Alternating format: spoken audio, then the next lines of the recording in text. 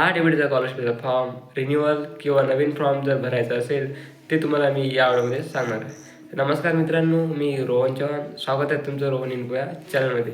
तर आज मी तुम्हाला सांगणार की महाडीबीटीचा स्कॉलरशिपचा फॉर्म कसं भरायचं, जर रिन्युअल असेल त्याला कसं भरायचं, तुमचा युजर आय डी हरवला असेल त्याला कसं बनवायचं, म्हणजे फॉरवर्ड करायचं, पासवर्ड पण हरवला असेल तर फॉरवर्ड कसं करायचं, संपूर्ण माहिती याच व्हिडिओमध्ये सांगणार आहे. तर व्हिडिओला शेवटपर्यंत नक्की बघा आणि व्हिडिओ आवडला तर व्हिडिओला लाईक, शेअर आणि चॅनलला सबस्क्राईब करणं विसरू नका. तर आपण व्हिडिओला आता सुरुवात करूया. तुम्हाला क्रोम ओपन करायचा आहे आणि इथं सर्च करायचं आहे महाडीबीटी. इथं महाडीबीटी सर्च करा. त्यानंतर तुमच्यासमोर काही असं इंटरफेस येईल. महाडीबीटी सर्च केल्यानंतर इथे बघा महाडीबीटी लॉग इन या बटनावर, या लिंकवर क्लिक करा. त्यानंतर काही असा इंटरफेस होईल. इथे बघा, जर तुमचा युजर आय डी आणि पासवर्ड असेल इथे टाकून लॉग इन करा. जर युजर आय डी आणि पासवर्ड माहीत नसेल तर इथं फॉरवर्ड युजर नेम यावर क्लिक करा.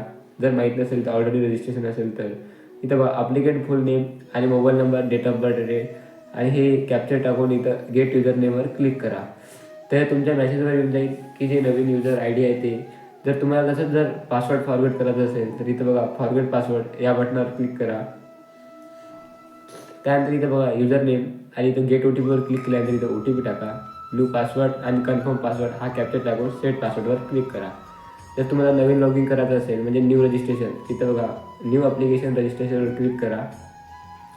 त्यानंतर हे जशी जशी माहिती मागते तशी भरा. जसं इथं नेम, युजर नेम टाकायचा आहे, पासवर्ड टाकायचा आहे आणि इथं गेट OTPवर क्लिक करा. इथं ईमेल आय डी, इथं मोबाईल नंबर टाकून OTP घेऊन रजिस्ट्रेशन करून घ्या. रजिस्ट्रेशन केल्यानंतर इथं बघा ॲप्लिकेंट लॉग इन या बटनावर क्लिक करा. त्यानंतर इथं बघा तुम्हाला युजर आय डी टाकायचा आहे. जसं मी आता माझा युजर आय डी टाकतो, युजर आय डी आणि पासवर्ड टाकतो. तिथपर्यंत जर चॅनलवर नवीन नसेल तर चॅनलला सबस्क्राईब करणं विसरू नका. चॅनलला सबस्क्राईब करून टाका, व्हिडिओला लाईक पण करून टाका. तिथपर्यंत मी पासवर्ड आणि युजर आय डी टाकून देतो. हा कॅप्चर पण टाकून द्यायचा आहे तुम्हाला. कॅप्चर टाकल्यानंतर इथे बघा हा लॉग इन बटनाचा ऑप्शन दिसेल, लॉग इन हर या बटनावर क्लिक करायचं आहे. लॉग इन केल्यानंतर काही असा इंटरव्ह्यू ओपन होईल. इथे बघा अकॅडमी इयर या बटनावर दिसत असेल. इथं बघा जे तुम्हाला इयर दिसत असेल 24-25 किंवा 25-26 या बटनावर क्लिक करा आणि सबमिट या बटनावर क्लिक करा. त्यानंतर काही असा इंटरव्ह्यू येईल. एक स्कॉलरशिपचा आहे. इथं बघा तुम्हाला इथे दिसत असेल प्रोफाईल या बटनावर क्लिक करायचं आहे तुम्हाला. त्यानंतर असा काही इंटरव्ह्यू येईल. इथं बघा खाली स्क्रोल करून इथं ओकेचं बटन दिसेल, या बटनावर क्लिक करा. त्यानंतर इथं बघा पर्सनल इन्फॉर्मेशन, यामध्ये तुमची माहिती काही ॲटोमॅटिक येईल, काही माहिती तुम्हाला भरावी लागणार. जसं की बघा तुमची आधार कार्ड नंबर आलेला आहे, नाव आलेलं आहे. त्यानंतर बघा डेट ऑफ बर्थ, इथं मोबाईल नंबर तुम्ही टाकू शकता. वय पण ॲटोमॅटिक येते, जनरल, मेल, फिमेल पण ॲटोमॅटिक येते. त्यानंतर इथं बघा तुमचं पूर्ण नाव जसं मार्कशीटवर आहे तसं चव्हाण रोहन बोला असं उलटं नाव येत आहे. त्यानंतर mobile number, married status, unmarried जे असेल ते. त्यानंतर धर्म हिंदू, कास्ट सर्टिफिकेट टाकायचे आहे तुम्हाला. इथे बघा कास्ट डिटेल, तुमची कास्ट कोणती आहे, त्यानंतर कोणत्या कास्टमध्ये आहे ते. त्यानंतर यस नो, तुमच्याकडे कास्ट सर्टिफिकेट आहे का, असेल तर यस करा, नसेल तर नो करा. त्यानंतर इथं नो करायचं आहे. इथं कास्ट सर्टिफिकेट नंबर टाकायचा आहे. त्यानंतर इथं कास्ट सर्टिफिकेट कोणत्या जिल्ह्यातली झालेलं आहे ते टाकायचं आहे. इथं टाकायचं आहे कास्ट सर्टिफिकेट नेम काय आहे, कोणाचं कास्ट सर्टिफिकेट आहे. त्यानंतर इथं बघा कुठं तिथं राहते सब डिव्हिजन, तलाठी ऑफिसर असं काही असते ते टाकायचं आहे. इथं क्लिक केल्यानंतर इथं आणि कास्ट सर्टिफिकेटचे फोटो अपलोड करायचा आहे. तुम्ही इथून पाहू पण शकता आणि खाली यायचं आहे. कास्ट सर्टिफिकेट कधी तुमचं झालेलं आहे ते इथं तारीख टाकायची आहे, दिनांक. त्यानंतर खाली यायचं आहे.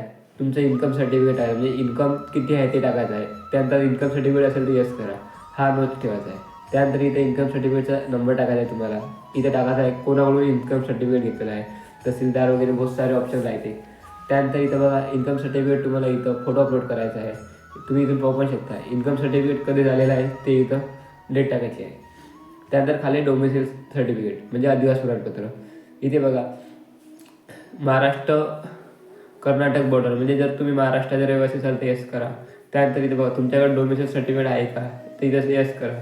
इथं काय आहे सेल म्हणजे स्वतःच आहे का दुसऱ्याचं आहे ते इथं सिलेक्ट करावं लागते. त्यानंतर इथं बघा हे नोट ठेवायचं आहे. त्यानंतर इथं डोमेसिल सर्टिफिकेट नंबर टाकायचा इथं तुम्हाला. त्यानंतर इथं नाव टाकायचं आहे कोणाचं आहे, म्हणजे ज्याचं आईबाबात असेल तर आईबाबाचं नाव टाकायला लागेल. त्यानंतर इथं बघा कोणाकडून घेतलेलं आहे ते तसंच तिथं अपलोड करायचं आहे आणि त्या डेट टाकायची. सर्व प्रोसेस सारखीच आहे. इथे बघा आता झालेलं आहे खाली. इथं आर यू सॅलरीड म्हणजे तुम्ही जॉब वगैरे आहे का, इथं नो ठेवा, इथं पण नो ठेवा. त्यानंतर खाली यायचं आहे, इथे एस ठेवायचं आहे आणि खाली आल्यानंतर इथं बँक डिटेल्स म्हणजे तुमचा बँक अकाउंट नंबर इथं IFSC कोड आणि इथं ब्रँच म्हणजे कोणत्या गावाला तुमचं बँक आहे. तसं झाल्यानंतर तिथं बघा सेव्ह या बटनावर क्लिक करायचं आहे तुम्हाला आणि खाली यायचं आहे. आता माझं तुम्हाला ॲटोमॅटिक पुढं ढकलेल. माझं फॉर्म भरून रेडी आहे, त्यामुळे मी नाही काही काम तर नेक्स्ट प्रोसेसवर जातो. व्हिडिओ बहुत लंबा चाललेला आहे, तिथपर्यंत तुम्ही चॅनलला लाईक सबस्क्राईब फॉलो करून टाका. आता मी तुम्हाला शॉर्टमध्ये सांगतोय, व्हिडिओ बहुत लंबा चालला आहे. इथे बघा सेकंडमध्ये तुम्हाला ॲड्रेस टाकायचा आहे. इथे तुमचं ॲड्रेस आहे परमनंट ते ॲड्रेस आणि इथं जे तुमचं आता तुम्ही स्थानिक राहत आहे ते ॲड्रेस दोन्ही एकच टाकलं तर काही हरकत नाही. त्यानंतर अदर इन्फॉर्मेशनमध्ये जायचं आहे. त्यानंतर बाबाचे नाव बाबा असेल तर एस करा आणि त्यांचे नाव काय करतात, सॅलरी किती आहे ते टाका. मदत काय करतात असेल तर एस करा, नसेल तर नो करा. काय करतात, नाव आणि सॅलरी टाका. त्यानंतर बघा करंट कोर्समध्ये जायचं आहे. जे पण तुमचं कोर्स चालू आहे आता जसं 11वी 12वी फर्स्ट इयर सेकंड इयर ते टाकायचं आहे. जर फर्स्ट इयर सेकंड इयर असेल तर फर्स्ट इयर सेकंड इयर टाकायचं आहे. पहिले तुम्हाला फर्स्ट इयर टाकल्यानंतर इथं पर्सिंग दाखवावं लागेल.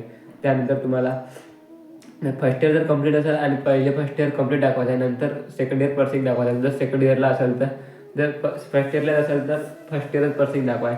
असे 2 भरल्यानंतर इथं बघा आता पास्ट क्वालिफिकेशन म्हणजे जर तुम्ही फर्स्ट इयरला असाल आता तर तुमचं 11वी 12वी इथं डिटेल्स टाकायची आहे आणि मार्कशीट पण अपलोड करावी लागणार आहे तुम्हाला. त्यानंतर आपण शेवटमध्ये जाऊया हॉस्टेल डिटेल्समध्ये. हॉस्टेल डिटेल्समध्ये बघा तुम्ही जर हॉस्टेलमध्ये राहत असाल तर हॉस्टेल इयर नसाल तर डे स्कॉलर असं करायचं आणि सेव्ह करायचं. असं सर्व बटनं खाली गेल्यानंतर सेव्ह बटन ऑप्शन आहे ते सेव्ह करा आणि सेव्ह केल्यानंतर तुमचं 100% डाटा भरण्यात येईल. अशा प्रकारचा हा स्कॉलरशिपचा फॉर्म होता माझ्या DBTचा. तुम्हाला व्हिडिओ आवडला तर लाईक शेअर आणि चॅनलला सबस्क्राईब करा. अजून काय फॉर्म भरणं झालेलं नाही. त्यानंतर इथं बघा माय ॲप्लिकेशन स्कीम या बटनावर क्लिक करायचं आहे. त्यानंतर खाली आल्यानंतर तुम्हाला ही ID नाही का एका पेजवर लिहून ठेवायची आहे. इथे कॉपी करल्यावर कॉपी पेस्ट होत नाही म्हणून तुम्हाला एक पेन आणि बुकवर लिहून ठेवायचं आहे. त्यानंतर इथे बघा इथे ऑल स्कीम या बटनावर क्लिक करायचं आहे. त्यानंतर तुम्हाला यामध्ये तुमची जे कास्ट आहे ते कोणतं स्कॉलरशिप भरायचं तुम्हाला त्यावर आपल्या बटनावर क्लिक करा आणि तो आता तुम्हाला मी युजर ID नेम सांगितला होता इथं माय ऑल स्कीममध्ये जाऊन ते ID पासवर्ड तुम्हाला आहे ID नाही का युजर ID ते तिथे तुम्हाला टाकायचं आहे आणि फॉर्म सबमिट करायचा आहे. त्यानंतर प्रिंट मिळेल प्रिंट कॉलेजमध्ये सबमिट करायचे आहे. आजचा व्हिडिओ एवढाच होता. जर तुम्हाला व्हिडिओ आवडला तर व्हिडिओला लाईक शेअर आणि चॅनलला सबस्क्राईब करणं विसरू नका.